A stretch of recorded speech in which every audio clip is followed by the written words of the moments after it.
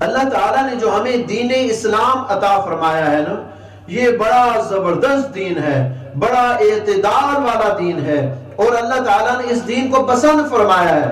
ان الدین عند اللہ الاسلام، اللہ تعالیٰ کا پسندیدہ دین وہ دین اسلام ہے، وہ دین ہے جو اللہ تعالیٰ نے اپنے حبیب صلی اللہ علیہ وسلم پر نازل فرمایا، وہ دین ہے۔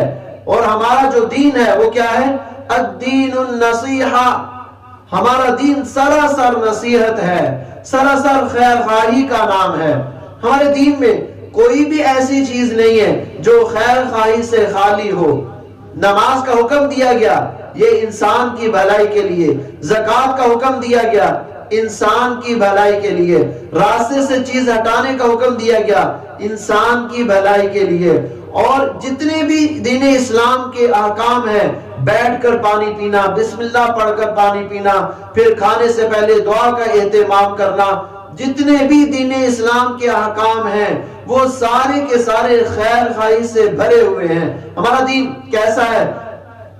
نبی صلی اللہ علیہ وسلم ارشاد فرماتے ہیں المسلم من سلم المسلمون من لسانہ و یدہ، کہ مسلمان وہ ہے کہ جس کی زبان اور ہاتھ کی تکلیف سے دوسرا مسلمان محفوظ رہے۔ یہ ہے اصل مسلمان، یہ مسلمان کی تعریف بتلائی گئی ہے۔ آج ہم بھی دیکھیں، کیا ہماری زبان سے کسی کو تکلیف تو نہیں ہو رہی؟ کیا ہمارے ہاتھ سے کسی کو تکلیف نہیں ہو رہی؟ اگر تو تکلیف ہو رہی ہے تو ہم اس چیز سے بچیں، کہیں ایسا نہ ہو کہ ہم مسلمان کی تعریف سے ہی باہر نکل جائیں۔ کم از کم ہمیں مسلمان کی تعریف میں ہی رہنا ہے، اپنی ہاتھ کے ساتھ کسی کو تکلیف نہیں پہنچانی، اپنی زبان کے ساتھ کسی کو تکلیف نہیں پہنچانی۔ نبی صلی اللہ علیہ وسلم کا لایا ہوا دین خیر خواہی سے بھرا ہوا ہے۔ آپ دیکھیں نبی علیہ السلام نے دوران جنگ بھی وہ بھی خیر خواہی کا مظاہرہ فرمایا ہے۔